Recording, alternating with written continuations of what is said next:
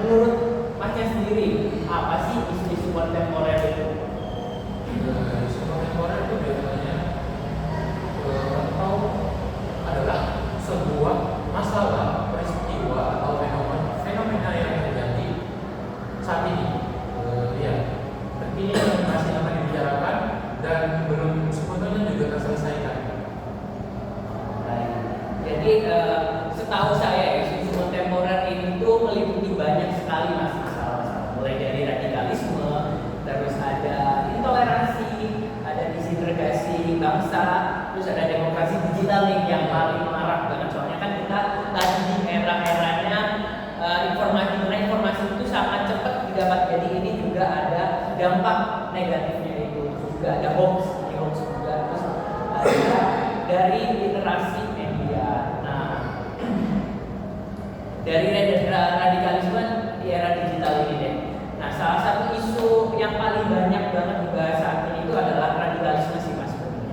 Jadi apa sih menurut Masnya sendiri nih tentang radikalisme dan kenapa isu radikalisme ini sangat penting untuk dibahas di episode kali ini?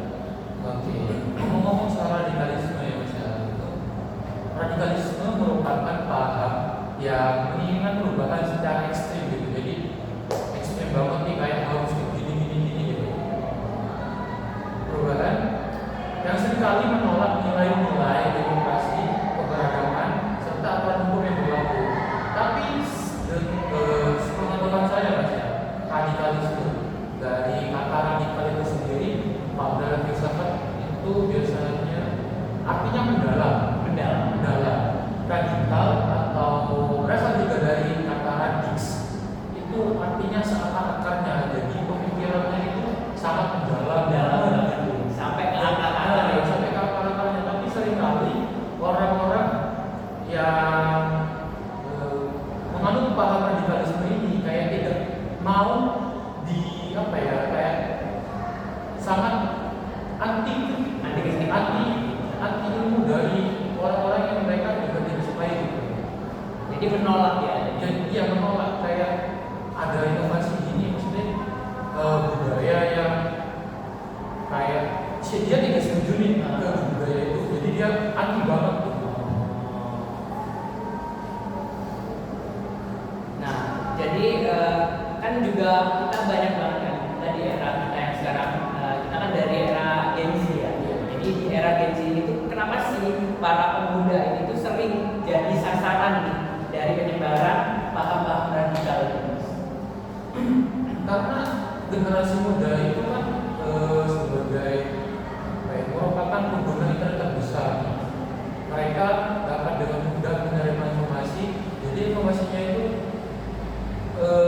mudah banget diakses sama generasi muda gitu. Apalagi kan sekarang siapa sih yang nggak punya HP gitu? Nah, iya.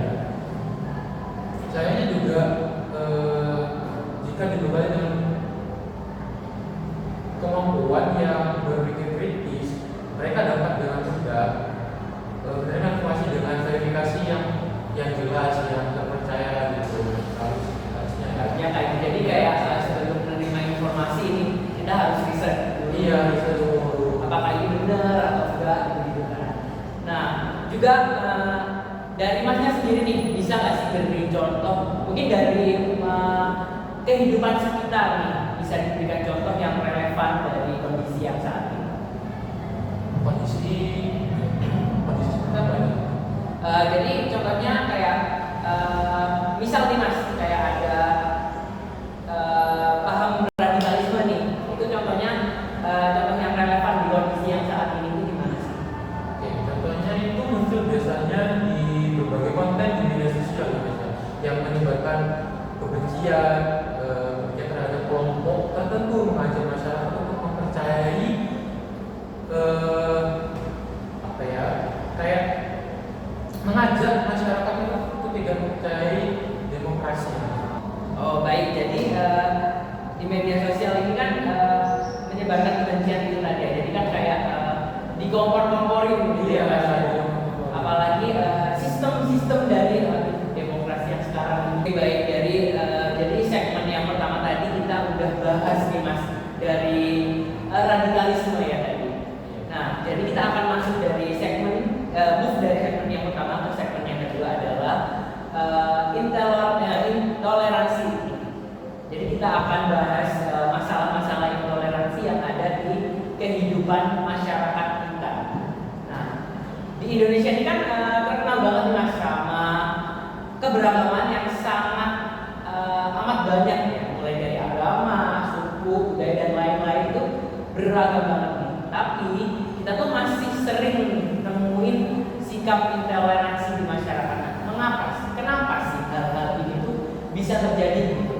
Bahkan menurut saya sendiri ya, keragaman ini tuh sangat mewarnai Indonesia sendiri karena dengan beragam, namanya aja beragam ya, kan kayak ada perbedaan dari suku ini, mungkin dari berbagai macam perbedaan itu bisa dijadikan jadi pandangan dari bangsa Indonesia. Itu sebenarnya perbedaan itu bukan acuan untuk kita saling pecah belah. Kan perbedaan itu adalah salah satu hal yang bisa mempererat kita dari adanya keindahan perbedaan itu sendiri. Nah, di sini itu intoleransi ini kan banyak banget ya, sering kita temukan. Itu kenapa sih hal ini bisa dan masih terjadi